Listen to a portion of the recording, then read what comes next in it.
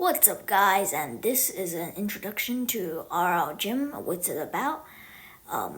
This is the first video of a 3-video series. And this video is going to be talking about what is RLGym. So RLGym, as you probably heard of already, is an application interface for Rocket League for making machine learning bots. To install it, you just search up RLGym on the the Python package index. Click into this. I'm recording my iPad, by the way. And then you go download files, press this, and then you download this, alright? And then in terminal, you just do pip install RLGym.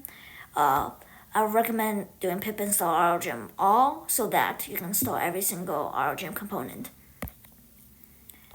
Alright, so this is a really good guide written by Ayak, who got the guy from Zealand, the creator of Rocket Sim, which simulates Rocket League at like really fast speeds. So these are the configuration objects. There's a transition engine, a state mutator, and an obs builder, an action parser, a reward function, done conditions, and maybe a renderer. So you only need an obs builder, action parser, reward function, and a done condition in order to start Rocket Sim. So action parser.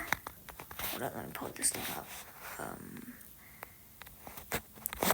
Action parser is like how the bot controls the car, basically. So the AI puts in like numbers, let's say like 1, 0, and then let's say, for example, that's jump. So you can just use the default continuous action, which is pretty good already. If later you can go to RLGym tools, which is like extra tools for RLGym, and you can get the advanced lookup action parser, which is somewhere over here. I don't remember where it is. Something. Yeah, this thing. It's a more complex action parser. It's more better, but for now you can just use the default version, which is provided here. Now rewards. For rewards, you need to use the class function of Python to first define the reward. You have to reset the reward at the start of each episode so that it doesn't add on the rewards a lot, you know. But I'm not gonna use RLGym V2. So there's RLGym V1, which is just normal RLGym, and V2. For my next video, guys, it's gonna just be RLGym V1.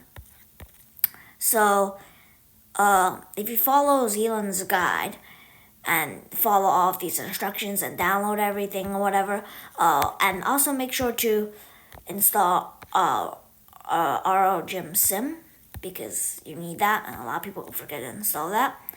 If you have NVIDIA GPU, you can install NVIDIA GPU with CUDA 11.8. Alright, and then here's the example.py. So there's a thing called a metrics logger. That just logs data to wand.ai where your bot has the training graphs and whatever. And then action parser, as you see here, continuous action, just using default continuous action. Make sure to import that right over here ish. And then there's terminal conditions. So in this example.py, they use the original terminal conditions: no touch timeout condition, go score condition. So after so this is where the timeout seconds get stored on. So if your bot doesn't touch the ball for more than 10 seconds, for example, it will just reset the episode. Now when a goal gets scored, obviously the episode gets reset. And then these are rewards. You can do you can put it in this. Is a little complicated. In my next video, I'll show you how to put the rewards in easier. And then for this default, we're just using velocity play to ball reward and whatever yeah, these kind of stuff. And then ops builder. The ops builder is like what your bot sees almost. We're just using default ops for this one, and you have to import it somewhere right over here. And then default ops, it's pretty good. Like, you don't even change anything. And proc means 32 processes. How many processes are going at the same time, you know? If you have a more powerful computer, you should use more processes for faster training. This you should really toggle. I don't really know. It depends on your computer. And now in these learner settings, these are all the basic ones.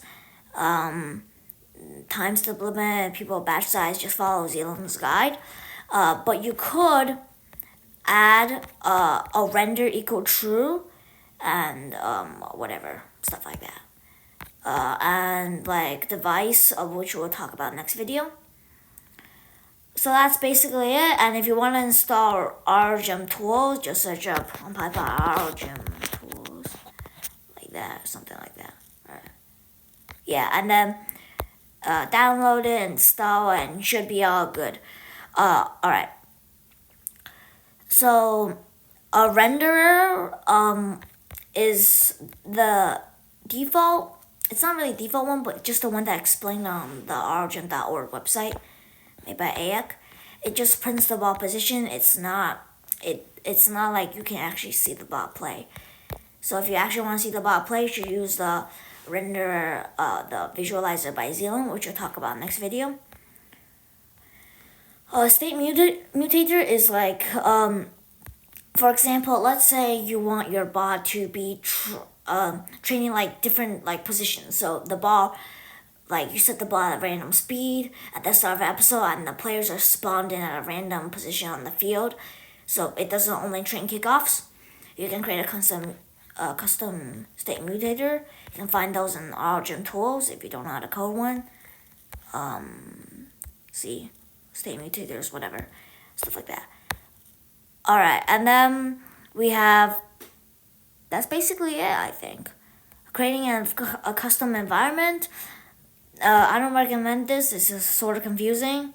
You should not worry about this. You don't need this to start the environment. And then here's the list of game values and whatever. I'll provide all the links in the video description. So alright guys, that's basically what RLGym is about. Next video will cover how to